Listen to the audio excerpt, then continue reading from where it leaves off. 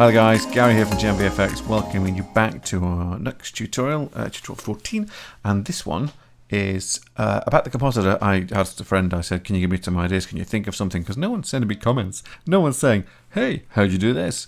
And so I said to someone, please, come up with something, and he went, lens distortion? And I went, yeah, and he went, how'd you do that in Blender? And I went, aha! Aha! So here we are. I am now going to show people. I'm now going to show you how to do some lens distortion in Blender. It's actually, in a lot of the packages, you render the lens distortion. And in Blender, you have three essential cameras that come as standard, and that's a perspective camera, which is the one you just look down and work down all the time. There's the orthographic camera, which is the ones that you model things through all the time. So it's the left-hand view, the right-hand view. So down the x-axis, down the y-axis, down the z-axis. So, and also one called panorama. And panorama is kind of like a spherical lens. So it does spherical renders. What we're talking about here, basically, is how to make a camera lens distort. Now, what you have to do with that is not do it inside of the rendering, but do it in the compositing. But here's the thing. With Blender, the compositing and the rendering can be part and parcel of the same thing. So basically what I mean by that is, before you actually send something off to render the final image, it renders the image, but then runs it through comp and then gives you the image. So it's kind of like an extra stage in the rendering process, which works out really well for us because it means that we can actually do lots of little things in that comping process to make something look more real without having to go to a second piece of software.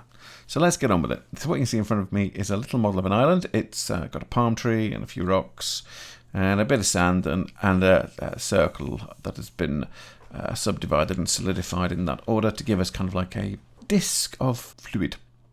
So let's render this now, and we'll have some NLM denoising in the render to make sure it's nice and clean. Always makes a bit of a difference without removing the actual little bits of noise that you want because it's bump or whatever. So I very quickly built a pine tree. Using the base, I've done that, the actual trunk, sorry, I've done that by making essentially a Rolo, which everyone in the UK will know about. It's kind of it's like a bucket-shaped piece of chocolate. So I've made this like bucket-shaped thing, and then I've used an array to actually scale it and running it along a curve, so fitting it to a curve, and then also actually using the curve tool, which is kind of like follow, I suppose, which we've talked about recently. And so you pin it. And I mean, if you go back to my one of my earlier videos, you can see it in there. The array and the curve. In fact, was it my first one?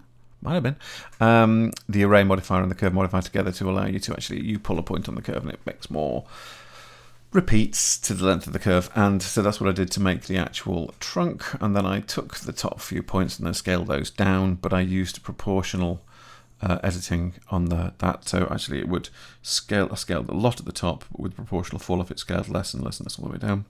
So basically I've rendered this image, and I'm going to quickly pop straight across here to the compositing menu. Now right now, there you go, it's just completely clean and empty. But up here, you've got a thing called use nodes. Now this is where a lot of people get kind of confused. It's very much like the shading editor. But people can get a little bit confused. It's like, well, where's my stuff? I want to see all the stuff. How do I get it? You click on use nodes. That simple. Basically what it does is it gives you the layer that you have rendered and any external elements that you have flagged to become visible. Now by dint of the way they set these things up, always setup here is combined Z, and alpha is also set. Alpha of course at this point is absolutely solid because the transparency has not yet been turned on, so we have to go into filmic to do that. Go into film and turn on transparency, and I'll very quickly render while I'm talking. So let's just render that again, F12, there we go. And what I'm doing now is rendering it, but what I probably want to do is turn on render passes and render layers so I can use it in the comp a little bit later on. So if I wanted to, I can go around, I want to click on the ambient occlusion and I'll click on the shadow. So I'll have those in my pass. So if I go back here to compositing, you see it suddenly has shadow and AO in here. Let's go back here. I also, let's say I want the diffuse color. I go back to compositing, diff cull is there. Now, if I was to then, well, in order to be able to see that, what I'm going to do is I'm going to add, as you would do in the shading editor, is don't look at node, that's confusing. Just go into add, and it works just like it would otherwise. So you've got inputs and you've got outputs. Your inputs obviously are images and effects that you can use throughout the thing. So a texture map, for example, for making a boiling effect or a noise or something if you wanted to do that. Straightforward RGB, render layers, and so on. All these little things that are inside of the render layers, which you get inside your image. And the output, of course, which is things like your composite, which is where the final bit comes out. But you've already got one of those. So that's your out and that's your in. So all this stuff happens in the middle. But of course, you want to see it. So if we go into add and go to output, we're going to put in a viewer. And immediately see a little crosshair appear in the middle. So what I'm going to do is I'm going to take the image and I'm going to drop that onto there. And immediately our rendered image appears in our play area. Now I can then do this, and you can see over here, should be able, there we go, I've actually put figure on Alt and dragging with the middle mouse button to move this back to where I can see it. And let's just bring that in a bit more. And now I can see that I can bring that to there. So that's my viewer. And that whatever I plug into that becomes viewable. So if I go AO, now we can't see anything. It's flagged to come out. But the problem is we haven't rendered any AO. So with the diffuse color, nothing there. The depth, there's something, but it looks like white. And that's because of the way it just needs to be clamped. And alpha, now we can see alpha. If we'd plugged the alpha in from the previous one, because we now have this image transparent, now we can see it. So the thing about this is that it would be very nice if I could make alterations to anything in here, and therefore I would see the result go, well, I would know the result would go into the composite. And so what I tend to do is I go to color and I go to something like a gamma or a hue correct or something like that. I drop it in here because it's tiny, tiny, tiny, and I shrink it, I drop it in here, and I take my image into the image, and the image I then take into both of those. So essentially then if I minimize that down there, it's just a little thing that's between the two. I'm actually not using it to make any shift. So essentially it's almost like, it's a way of keeping everything neat and tidy over here. So the composite and the viewer are both going to have the same results, because anything I do now will happen in this node graph here. Okay, right. So very quickly, let's just go back and re-render this image. Now I've got the other things set up in there.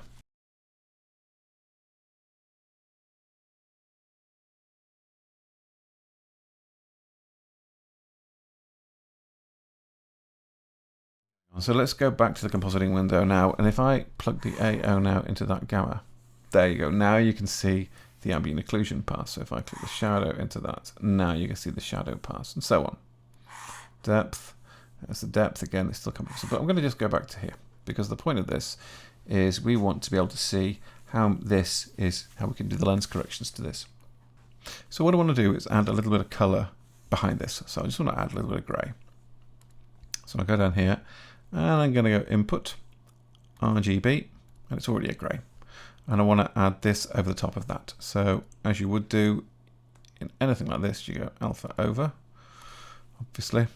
And let's put that into there and drag this image into there. And as you can see, it looks like there's nothing there. And I'm going to put this into here and drag this like that. And now you can see that if I want to adjust this color, I can. So let's just make it something that feels a little bit more tropical. More topical. Tropical. Let's make it nice, corny, flowery. There we go. I don't want to make it too bright because it wouldn't be quite right with the environment. Notice as well that I'm doing the camera zoom in and around as you would do in the camera. But I'm doing it, and the image isn't moving because that's controlled by the Alt key in a similar kind of way. Okay, so render layers, alpha add, and there's my color background. So we've now got our our little area over a bit of a background. And now let's try and make it feel a little bit more, just a little bit more realistic. And that's where we can put things like the lens blur on. So lens distort. So what I'm going to do here is I'm going to go to the filters in the filter menu, and I'm going to add a little bit of sharpness, because when you add sharpness to an image, it actually really helps to bring a little bit more reality to what you're doing. That's obviously far too much, but we'll reduce that value considerably. Now the scale on the view is a bit out, so let's just try and get that so it's a little bit bigger in frame. The bigger it is in frame, obviously the more you'll see the detail. Preferably you want to really view it 1:1. So it's a better way of seeing what you've done is when you see it at a scale of 100%. So anything less, it could be a bit off. Anything more, it can also look a bit off. But the closer you get it to 100%, then you can faff around with it. You see, it's far too much. But you can see when it's definitely not looking right. So I'll put a tiny bit in. So as I say, we've got a little bit of sharpness. And then we've got that gamma, which just means that the viewer and the compositor both get the same results. And I'm going to go into here and I'm going to distort. And I'm going to pop on lens distortion. It sounds a bit silly, but it is pretty much that simple. And let's zoom in to here. And because I dropped it between the sharpen and the gamma, which we're not going to touch, we can see everything happening here. So what I'm going to do is I'm going to distort that by 1, just so you can see what happens. Essentially, it's quite an extreme distort with very small values, as is the case with most of these sorts of things. So you are always using small values. By the way, I've got a finger on the shift key while I'm sliding the mouse. I'm just going to move this. There we go. To about 0.02. And we've got here something called dispersion, which essentially is the way the light disperses as it goes further out towards the corners of the lens. Essentially, it's chromatic aberration. So I put that on 1. There you go. You get a really lovely chromatic aberration. It looks dumb because it has too much. So let's put that just on 0.1. And maybe that's a little bit too much. So 0.05. Maybe again, that's a little bit too much. Maybe 0.02. Nope, just a little bit more. 0.04. And that actually doesn't look too bad at all. We then just change this to fit, so it'll pop the thing, just to scale it back out. We've still got that kind of like lovely sort of like fringing. Just going to go here to our background image. I'm just going to change that. Just want to make it feel a bit. Yep, I think that was kind of what I wanted in the first place. Was kind of like a grey. So let's leave that as it is like that. And then what I want to do as well is just between the lens distortion and the sharpen. In fact, I don't need to put those anywhere near as far away apart as they are. I want to try and add in a little bit of glow. So I can just pull out some of this. We interrupt this YouTube channel to remind you of the other things available on this YouTube channel. There are videos about how to use the array modifier, how to use the bevel modifier, basically one by one. So I take the modifiers and other elements that are inside the things that go into the modifier stack or into the parenting stack and allow you to see what happens inside of different parts of Blender, whether it's the rendering or the compositing, and sometimes even outside of Blender. For example, there's one there about tracking, planar tracking in Resolve. Yes, there is lots of different things that I intend to spend my time telling you all about, as well as the stuff I've already got out, but there's going to be one of these coming out every single week, without fail, between now and the end of whenever, whichever comes first. So please, please, please check out the other videos on the site. On the site? Is it a site? Is it really a YouTube site? I suppose it must be. Check out the other videos here on the channel, and if you get a chance to, please subscribe, and you'll have more content coming out every single week. So what we're going to do is I'm going to add a little bit of glow onto this. So we're going to lower this colour down on the background just so it doesn't get in the way of what we're doing. Keep bringing this down. There we go. Maybe not quite so blue. There we go. So now it sits pretty well nicely over the blue, and also we've got this little bit of fringing in the chromatic aberration just here. So I'm going to go down here to filter, and I'm going to go to glare, which doesn't, I don't know, it sounds a little bit odd, but it is kind of what we are talking about here. If we've got it on streaks at the moment. If I reduce the threshold here. There you go. You can start to see there's little streaks of color coming in. If I just make the streak, you can see there on the strokes of 3. If I increase the modulation, there we go. So I guess the streaks get a little bit longer, and then we can make them even longer again. So you can see how that's kind of working. We don't actually want them to be streaks. What we actually want is to use fog glow, and that essentially is doing exactly what we want. We make the size a little bit bigger, and then make the threshold 0.1. There you go. The glow is actually picking up the colors around the areas, particularly the lighter areas. I say the threshold makes the difference. If you have a threshold of 1, there's nothing there. That's literally what you started with. A threshold of 0.01, and everything glows. So if you set that to say 0.5, there's a little bit of glow there, but you can't really see it unless I turn that off. Let's make that 0.2, and now we're getting something which feels a little bit more accurate. So the threshold there, if I have 0.158,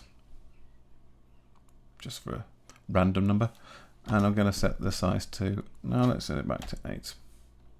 Yeah, so there's just a little bit coming through around the leaves, a little bit on these. It's probably enough with the lens distortion as well. There you go. And that just adds a little bit of extra realism into the image, really. So here's this, but I want to add a little bit of noise over the top of all of this. So I'm going to input a texture, and I'm just going to take that color and just stick that into the gamma thing here. You can't see a thing, can you? No, because there isn't one. But what it does is it uses all of the textures that you have. So you can actually, anything that you actually got in Blender, you can use. So I'm going to go over here to the texture panel, and I want to add a new texture, and then I'm going to pick, actually, noise. There it is. And if I go over here, I can then go noise, and I get noise. So if I go back to my image and drop that back in there, so it brings all of our stuff back, I can now add this over the top. So let's go back to our color, and we're going to go hue, saturation, and value. I'm going to drop that in there, and then I get the value of this. I'm going to shove that into the factor. Now nothing's changed because I haven't changed anything up here. But if I change that value to 0.85, I don't know whether you can quite see that. Let me just make that more intense. There. So you can see that noise there, that kind of dirt. That's because I've adjusted the value, and it's being controlled by my noise. I'm going to leave that as it is. I'm going to change that value from 0.3 to 0.8. 0.95 is a little bit high. I want to make it just a little bit under 1. So let's make it 0.8, so make this a little bit darker. And the hue, I'm going to shift just a little bit. So it's just changing the color slightly as well. Just a little bit. And that means now that what you can see, oops, just knock that straight out. Let's put that value back in the factor. There we go. So it just adds a little bit of noise again into the image. So the noise is in the leaves, it's just about in the glows, in everything. It's just a little bit of noise that we get over the top, which you would get naturally from a camera. What we have now is our final image, which is we're going to be rendering without actually comping. So we're comping it, sorry, without actually rendering. So let's go back. Let's just very quickly, I'm going to save this. And I'm going to go to my render view, which is our previous one. I'm going to leave that in slot 1. I'm going to go to slot 2, and I'm going to press F12. So what's happening now essentially is what happened before, where it renders the image into the viewport, into the viewing pane. It's not too bad. It's not a very fast. This isn't an incredibly fast machine. It's a reasonably fast machine. But what we've got here is just something which actually isn't too complicated. I mean, less than a minute to render. That's not complicated. I'm happy with that. So wait a sec, and then if we watch, as we watch, I'll do a little bit of a cleanup. So denoises the entire thing, and then before your very eyes, it finishes the render, and then does that. So that's now the comp render. So let's just press 1 on here. Let's just move it around a bit so you can see. So if I toggle between the 1 and 2, so that's the render, and then that's the comp render. So that's it. So basically, we've got our render layers with the image coming out. We're using it, you're layering the render layers over, using alpha over the background color, which we can pick and change if we want to. Also, that can also be animated, of course, because you insert keyframes and everything here. A little bit of a sharpen just to tighten it all up. The glare, which gives us the little bit of a glow. It's just, sorry, there we go. That then having the lens distortion, which gives us the chromatic aberration and everything, which using fit means it pops slightly bigger. That's okay, that's fine. And then we have a texture which we created, which we use in the factor and a hue saturation value to add a little bit of noise back into the image. So essentially, you're kind of giving it a realistic edge. Anyway, I hope that's helped you. Again, thank you very much for getting to the end of this. It's been brilliant doing all these so far. I'm on the 14th one, and I'm not going to stop. I'm going to keep on going because this is just fantastic. Please share these if you think they're any help to anybody.